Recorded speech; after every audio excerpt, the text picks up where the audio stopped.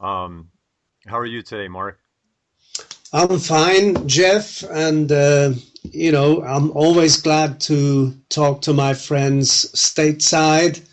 We just had the pleasure of touring there this year after a long absence with Krokus.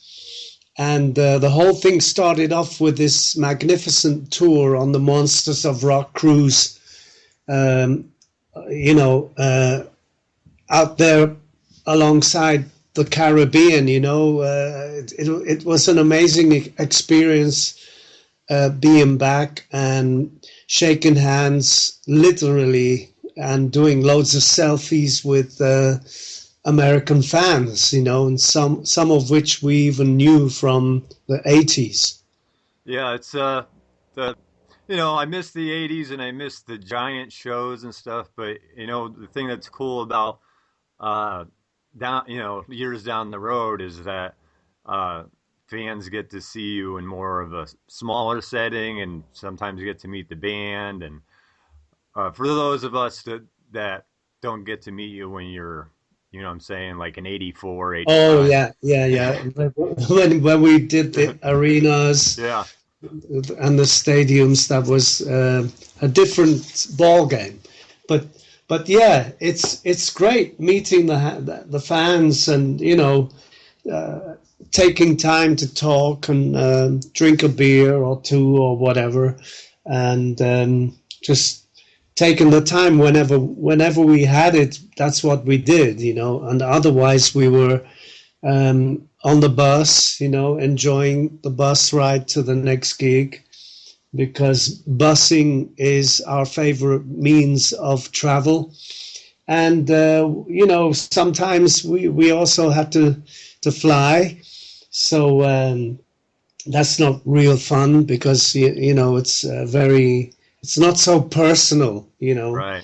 You're mixed in with other people whom you've never met before, and you have to watch the way you talk and everything. Yeah. It's just a lack of freedom, plus all the security stuff you have to go through at the airports, and then checking in luggage and checking out luggage and security and the paranoia you meet up with, but anyway, we took it on in our stride, and at the end of that, we ended with two sold out shows at the Whiskey. Right. Um, I just looked at video that at the whiskey show you did in 2015. And it looks like everyone was having a great time and you sounded great. I mean, you're one of my favorite vocalists from the '80s, and you still sound great. And you have a Thanks, presence on stage. You just you're a front thanks, man. You're a front man. thank you. Well, it's it's God's gift, and I've kept on honing and toning and working on it, and I love what I do, and I guess there's no better thing in life to uh, turn your hobby into your job, so Oh yeah. that because then you always put your heart into it, and it's never how can I say, it's never difficult getting ready for the action, that way, I mean, it's not like waking up on a Monday and having a hard time going back to work. With us, it's like we never know what day it is, and we're always happy to work. Well, this before you came out here in 2015, it was like 10 years or something before you were out here, wasn't it? Well, the last time I was in the States was with a different kind of Krokus. It was only myself who had been in the band as a founder member, and before that, um, we hadn't been there for a load of years. I mean, just far too long. The last tour we did was 1988. That was the Heart Attack tour, and that was when rock and roll, well, hard rock was kind of going down the drain, if you like, because well, there'd been too much glam rock you know, and I guess the up and coming fans, the young generation, wasn't into that, so they could associate themselves more with a band like Nirvana, you know. So, What is wrong with those people? well, well, grunge came in because I guess, you know, when a new generation, young dudes come on the scene and they see what's happening on MTV. I mean, Right. music television was big then. I mean, was big for us, Well, for yeah, our. that's how I found my first time. I'm watching MTV and Midnight Maniac came on. Ooh, yeah, And then yeah. later, you know, I got into like Headhunter and stuff, but my first time was the Blitz album, you know. Yeah, killer song, literally.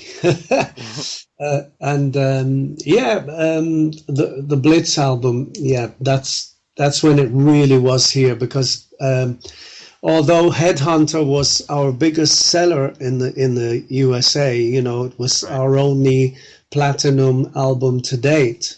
Um, Unfortunately, we only had one, but the Blitz came very close to that, and MTV was a big help. And we have previously done videos from the Headhunter album.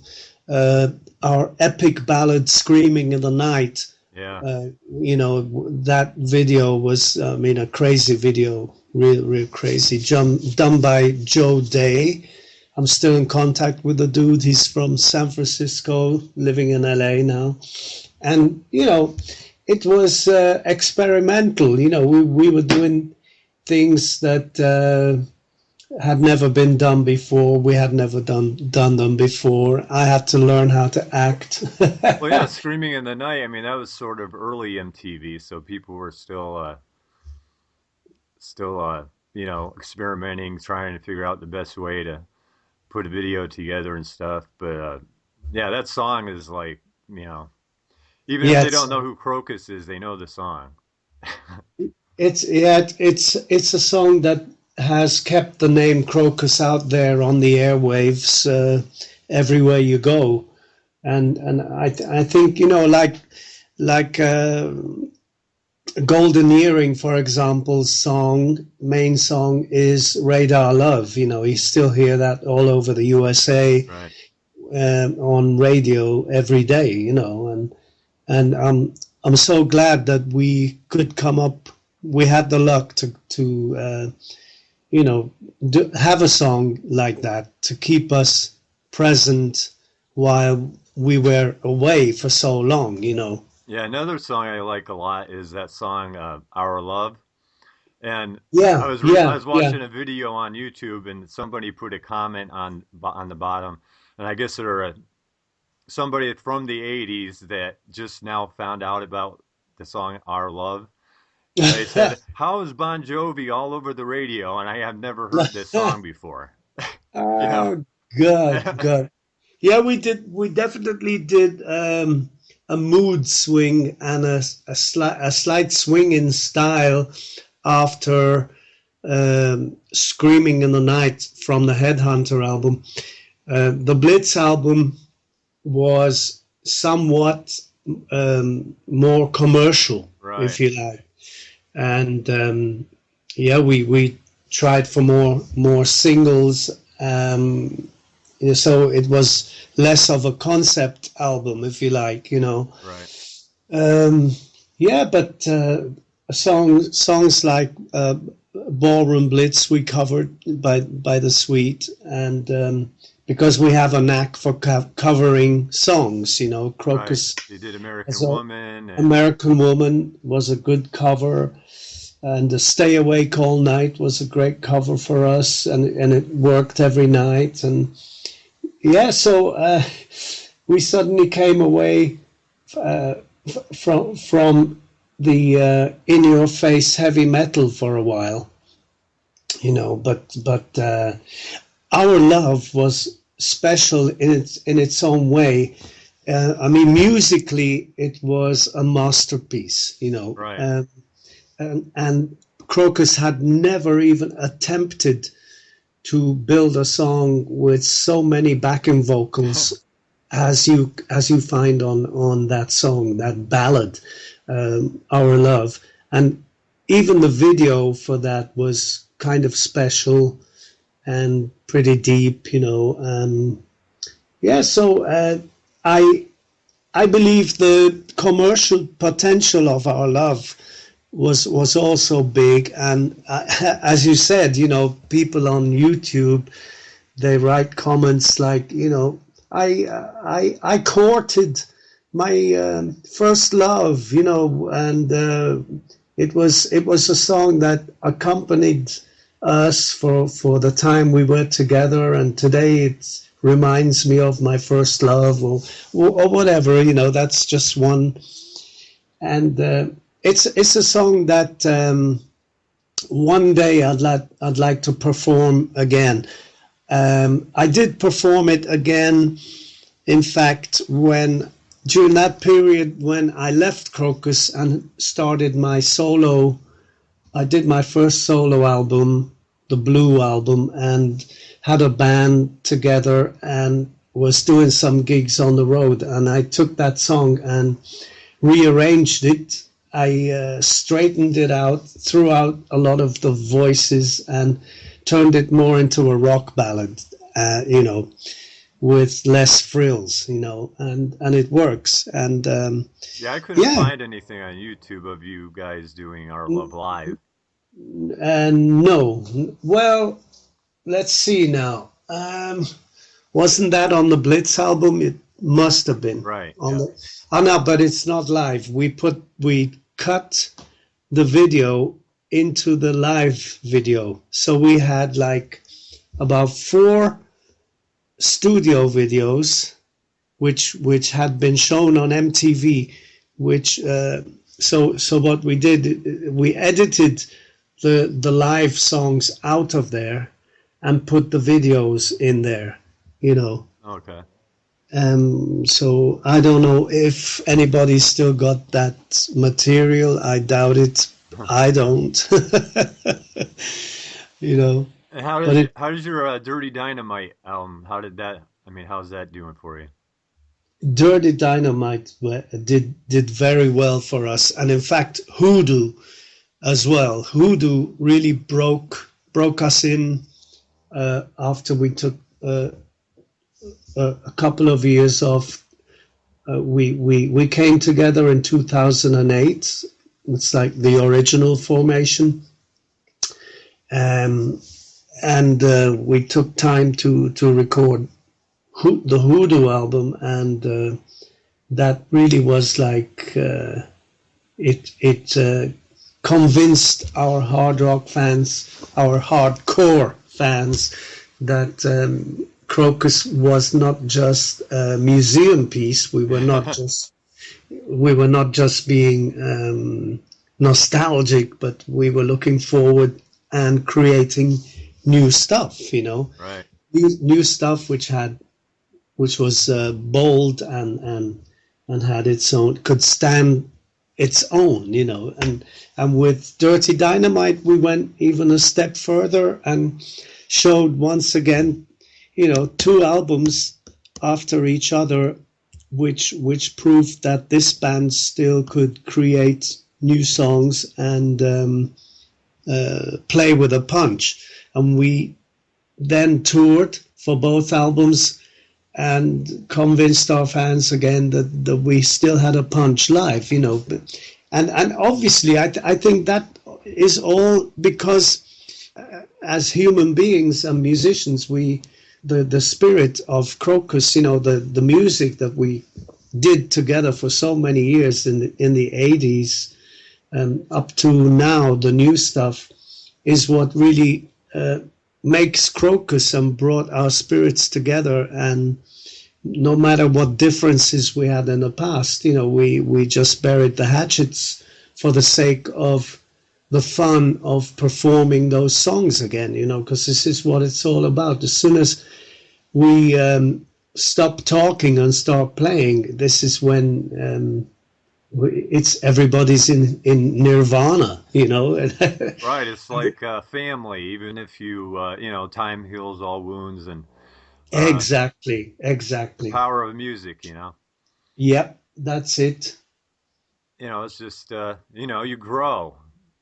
You're all growing as the years go on, and you record more music. And Yeah, life is a journey. It's a learning process. You learn through mistakes. now, And do you have a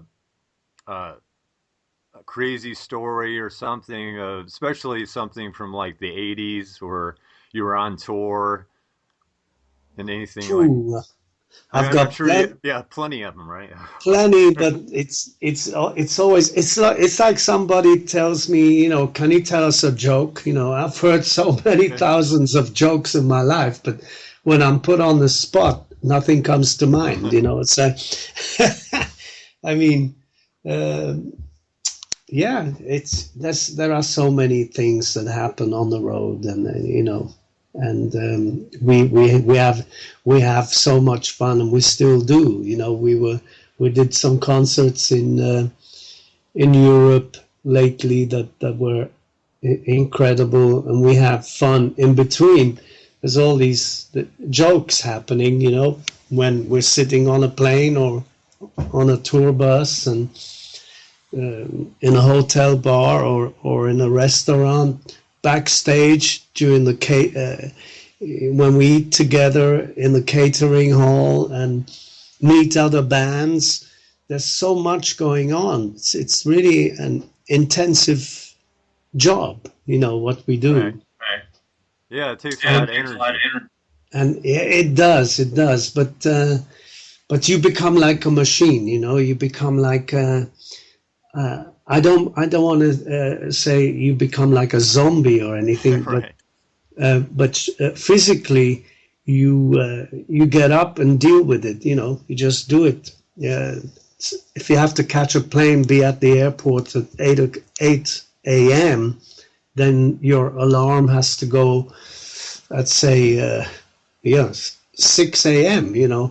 So when you're in the hotel bar in the night before, you're looking at your handy and mobile phone and checking out the time and thinking, well, if I don't say goodnight now, I'm gonna only lose sleep. It's like, and sleep is so important, because this is where you get your re-energize your whole system.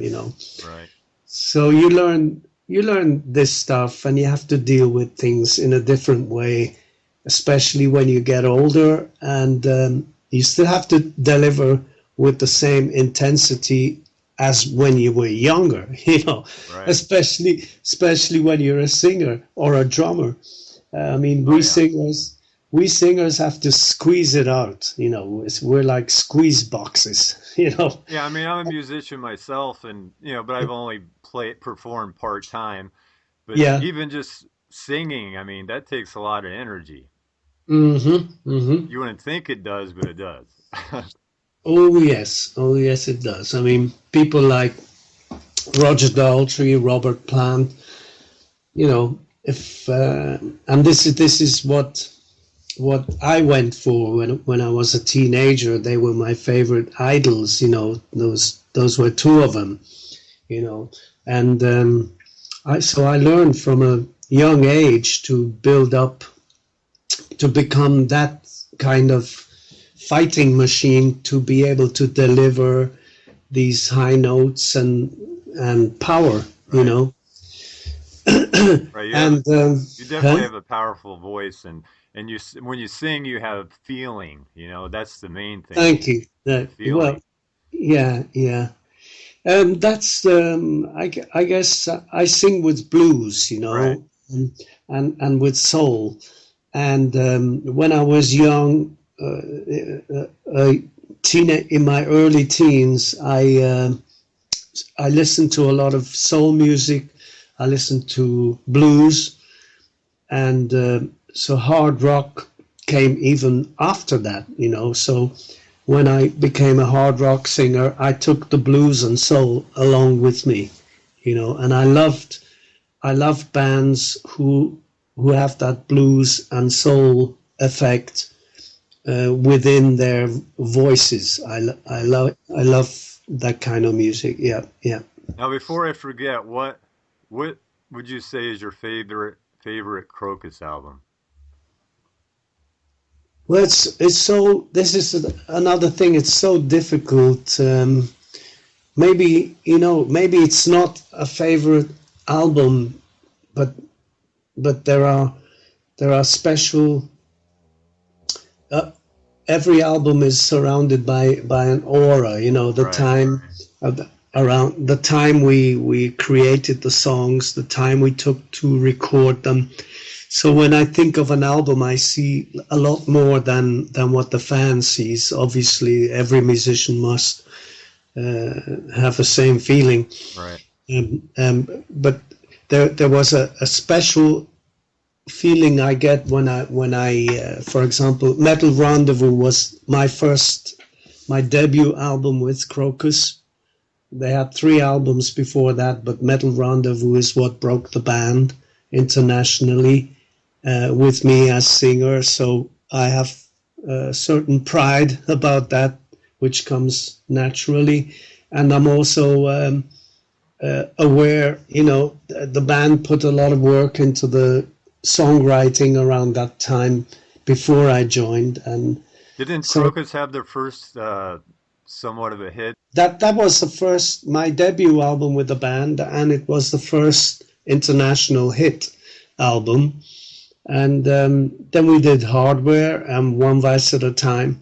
And then came Headhunter. That was for me also another milestone, because we went, I mean, not just because it went platinum, it was just because I think that was the way we all performed on this album was incredible. We never reached this level again. This was like the zenith of our how can I say, career performance wise in a studio. I mean, obviously, we did things which are just as good later on, and even before that.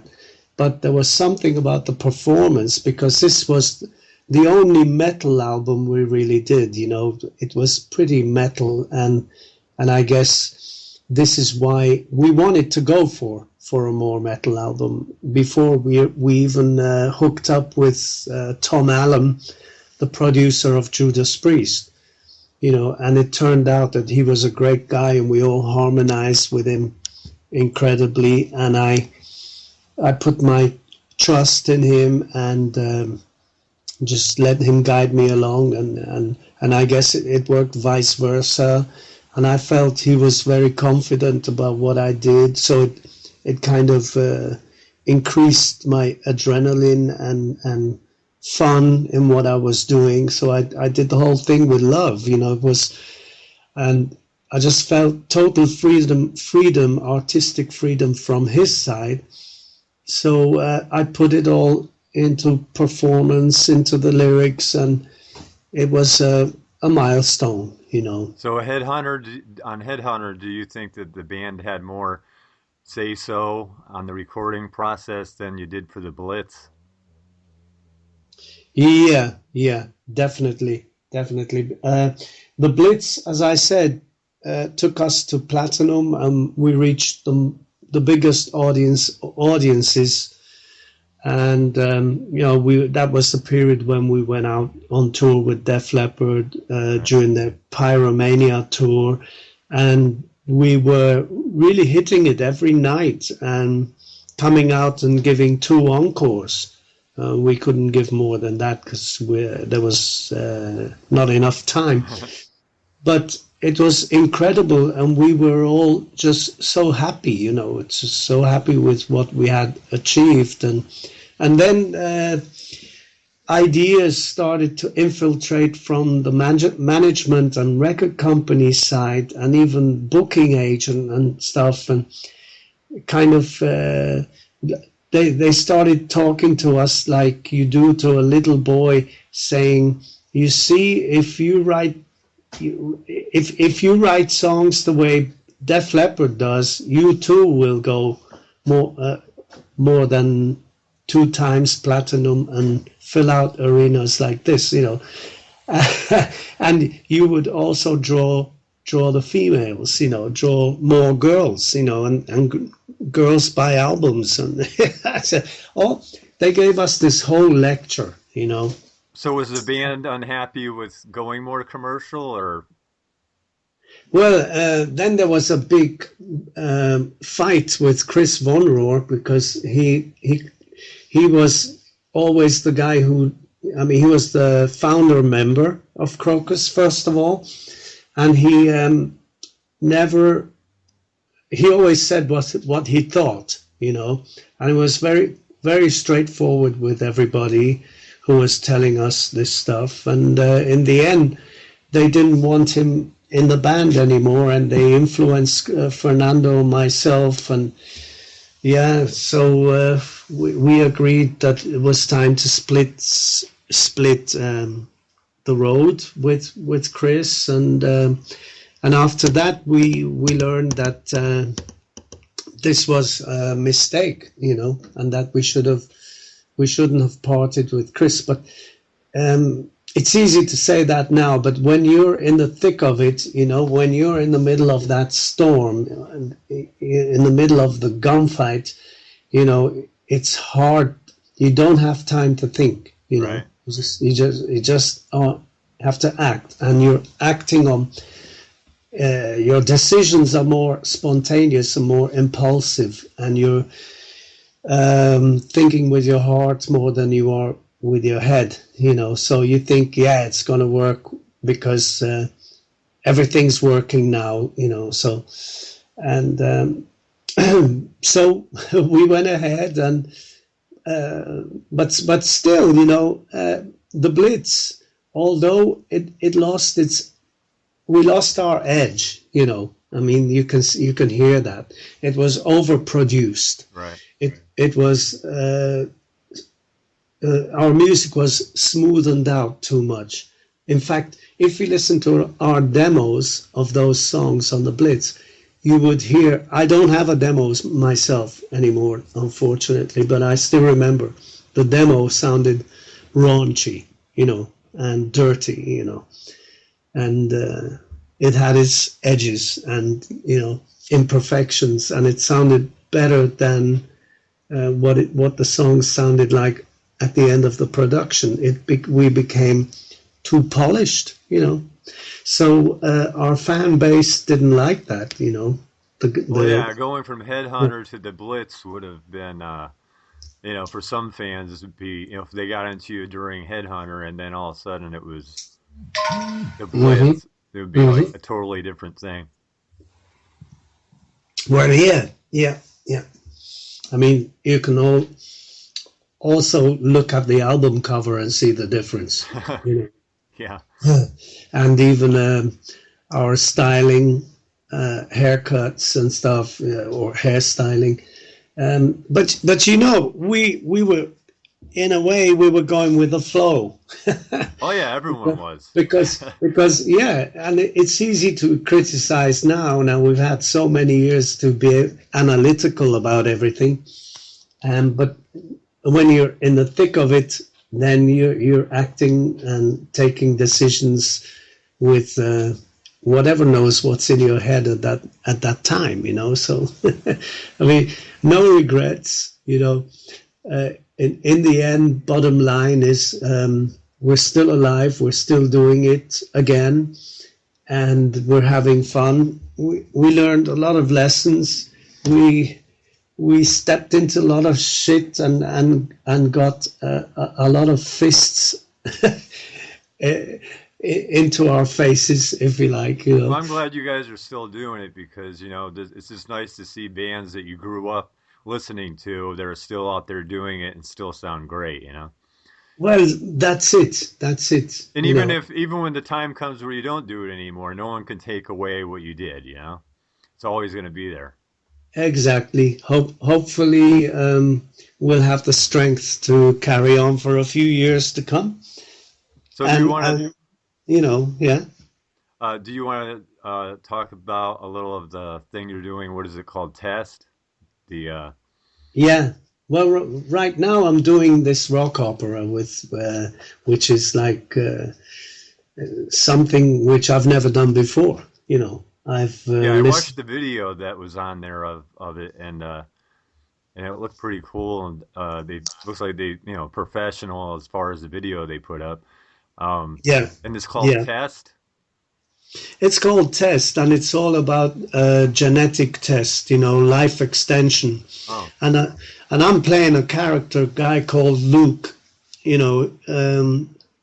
This guy is 130 years old because he had life extension, and he did that as an experiment. He gave him his body like a guinea pig in return for this Dr. Cunningham paid off his debts. Because yeah, he was down and out and had these debts, and he paid the debts for him, and so Luke then lived on to be 130, but he's suddenly reached a point where he's an alcoholic. He's broke. His wife is long dead. So because nobody lives as long as you when your life is extended. So suddenly you're lonely. You've got no old friends around. Everyone's dead, and life is strange. And so he commits suicide, and that's right at the beginning of the opera. And I end up in heaven in front of the gods, and they want to send me back to find out why people don't need gods anymore in this day and age. And at first I didn't want to do it, and then I decide to I accept, and I make a deal with them.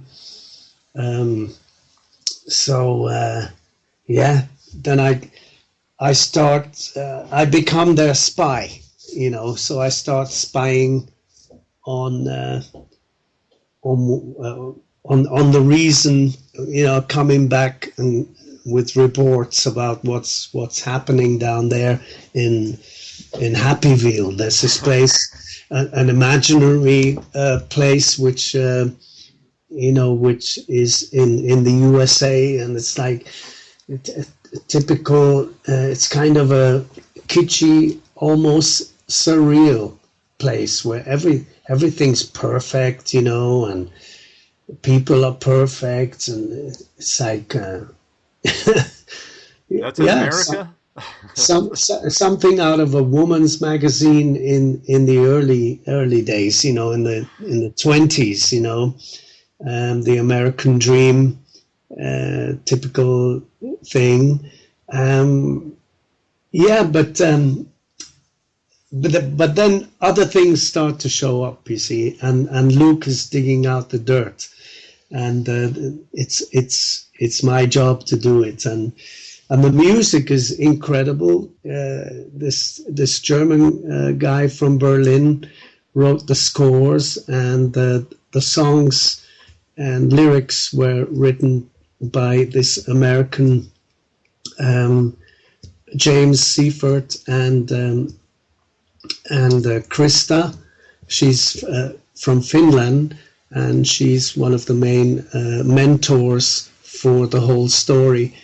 And it was a hard climb for them to get all this together, and what we're seeing now is the result of a lot of hard work and dedication, and trying, the fights to get sponsors to believe in and invest in test and everything, which happened. It's on its feet, and we have this amazing director who joined the team, the creative team.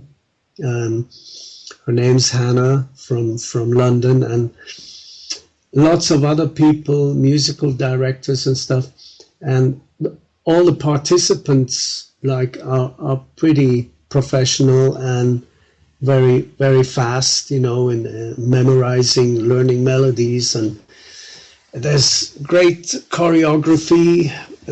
We have a choreographer from Paris, and his name's Philip, and he's also on the money. And it's amazing what we're going through right now. It's no easy thing, It's no pleasure cruise, that's for sure. Well, it sounds really interesting, and the music that I saw in the video, I mean, heard on the video was really good, and so I mean, hopefully they'll be able to get it going and maybe make a professional video or DVD or Yeah, something. yeah. Well, yeah. Let's hope. First of all, we have 12 shows in Basel, which is where I live.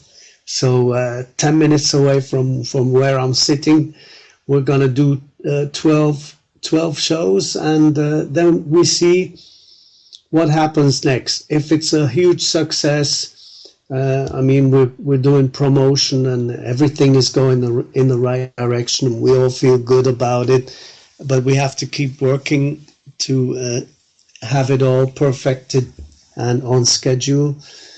And as soon as it's a success, then we're gonna take it to the West End in London, and hopefully also to Broadway in New York. That's, you gotta have dreams. You keep your dreams, and you gotta have goals in life. Life's a journey. You gotta enjoy every day. Right. Life's a journey, not a destination. Yeah, that's from Aerosmith. Yeah. So what? So the Krokus is. I don't know. I mean, are you going to be planning on putting another album out anytime soon? Mm. We're going to start working on it. As soon as test is over, I'm going to join the guys, and we're going to start working on new product. We don't really know exactly which direction we're going to take, but the main thing is for me to know right at this point that everybody's into doing another product, Right. and that's the first thing you need to know. And where there's a will, there's a way. Where there's a spirit, there is creativity, and I'm sure we're going to come up with something very nice and something big again. So we all have to be patient and take it this year step by step, and by 2017, I'm sure Krokus is going to be back on a rock and roll cruise again, and touring back in the States. And I mean, this is what I'm dreaming of, and if dreams come true, then I'm going to be there. Dreams come true. They do sometimes. If you don't have them, nothing comes true. Right. But yeah, as you get older, you become more patient. Well, yeah, you realize that everything needs its time to grow. You put in seeds, and that's one thing I had more time for in these past years is gardening.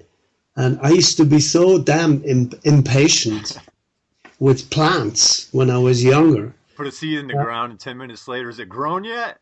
Yeah, did it grow? So give it more water. Yeah, shit, it didn't grow. Give it more water. No, it didn't grow. Give it more water. And then you kill the damn thing because it's taken too much water, Too much of anything isn't good for too it. much of anything. Yeah, exactly. So you just need to take your time, maybe Google. Nowadays we got Google, we don't need to open paper dictionaries anymore and encyclopedias. Just Google it, and Right. Hey, they just stay in business just for me using Google. and find a way. It's amazing. Today's technology is amazing for a lot of stuff, but when it comes to music, I still prefer the old school, the real stuff, the analog sound, and I love a vinyl record Right. on top of any compressed CD or MP3 or Well, you think, anything, yeah, if they you had know. this technology in the 80s, it would have been cool, but at the same time, it would have been bad because, people, you used to buy a record, the vinyl, you'd open it up and you have the artwork and you see all the band members and you knew everyone's name. Now you Yeah, buy a single or whatever online, you don't even know who the band members are unless you happen to really be taken yeah, away with the band. But these days, you don't get a physical thing in your hand. yeah. I think it's killed a lot of the heart and soul of the whole culture, you know.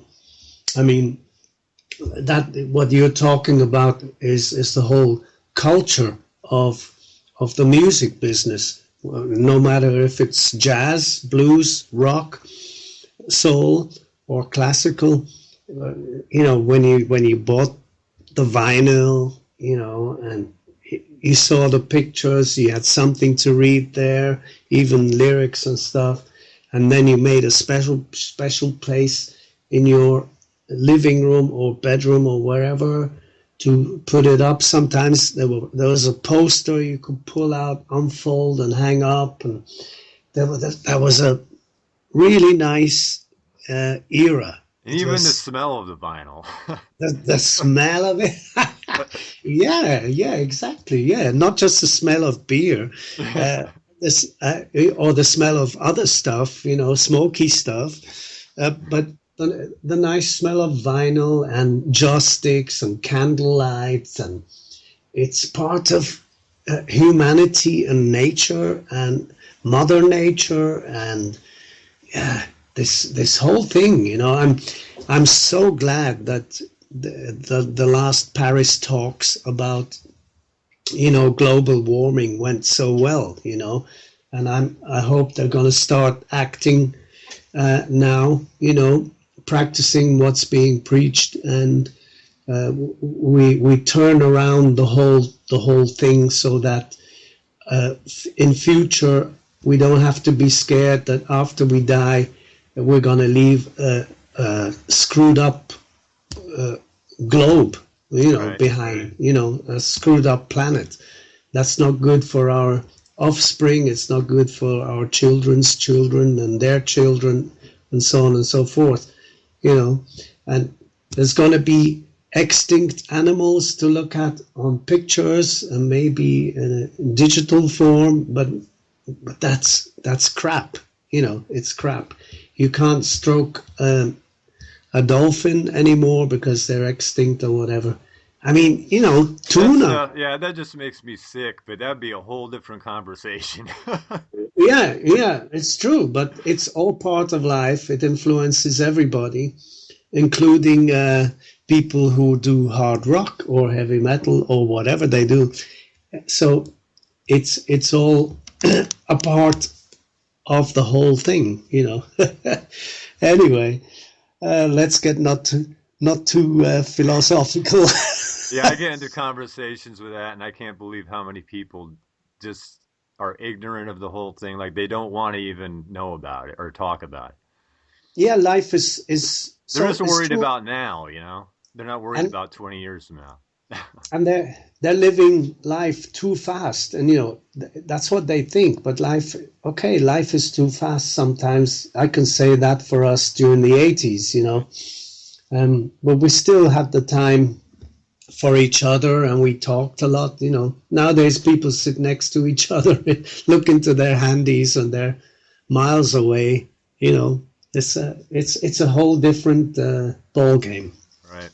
I think on the other hand, humanity is clever enough to realize they're they're getting close to danger, a dangerous level, and they can swing the whole thing around. The main thing is that it happens on all fronts by everybody. You know, I mean, right now, what's happening? There's a lot of scary stuff happening out there, which has to be kept under control. So, you know, but yeah, that needs a lot of hours to get into and talk about, you know. All right, now let's talk about the government. No, just Yeah. joking. Ah, yeah. Well. Uh, I know you just did your part on I Dynamite. the thing I always like to say is I never forget how thankful I need to be, and therefore I am, towards our fans and my personal fans for you know, standing behind me, believing, enjoying. That's the most important thing. Right. Enjoying, you know, because that's why I sing, for people's enjoyment, and this is what keeps me going. And I'm so happy that there's a demand, and whether it's big or small, you know, I can sing for 500 people and give the same energy as I do to 5,000 or 50,000. You know, it's all, there's a ratio. It's rational. You know what I mean? Right. But the spirit behind it is important, and you know, things have to be done with heart and soul, and that's what I wish, that it carries on that way.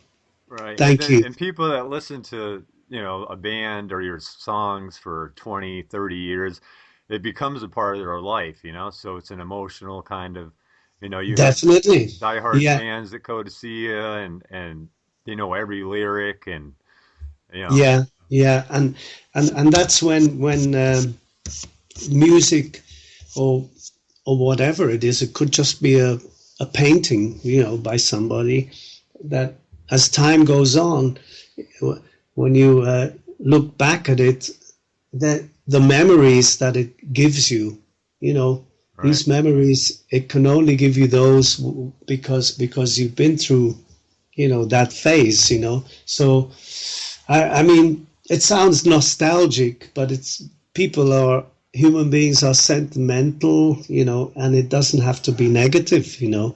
Right. um, so yeah, it's the heart. Could people check you out as far as the band and, you know, Oh yeah. I mean, there's the Test website, which is www.testrockopera. It's one word .com, and my uh, Facebook site. You know, facebook.com dash Marc Storace is where I update with latest news, and I always keep my fans informed what's happening, and drop the occasional odd post. You know, like recently we had Phil Lynot's anniversary of his death. You know, he was an old friend of mine, so I give a little bit of what I know, the little I know about somebody. For example, Lenny as well. Lenny right. was he was a, yeah, special guy, good good person, you know, I met and Lemmy now, once at the Limelight in New York when it was still yeah, open, yeah, and he was there, and I got to meet him, and he wasn't performing or anything. He was just sort of hanging out at a table, and he had a chick on each side of him. yeah, yeah. Oh well, that's typical. I mean, we got lots of friends, male and female, and so that doesn't really mean Right.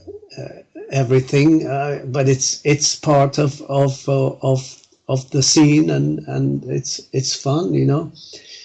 Um, so I just hope that people don't keep dying off so fast like they're Right. doing, like they are. Like, we've even just lost David Bowie, God rest his soul, and obviously he influenced a load of us, even if it wasn't hard rock all the time. But what he did was good. He was very, very.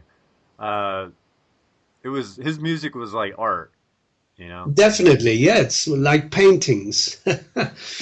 and yeah, very very much so. And he had great musicians playing with him, and he could come up with songs with new ideas. You know, they kept coming. You know, they kept coming.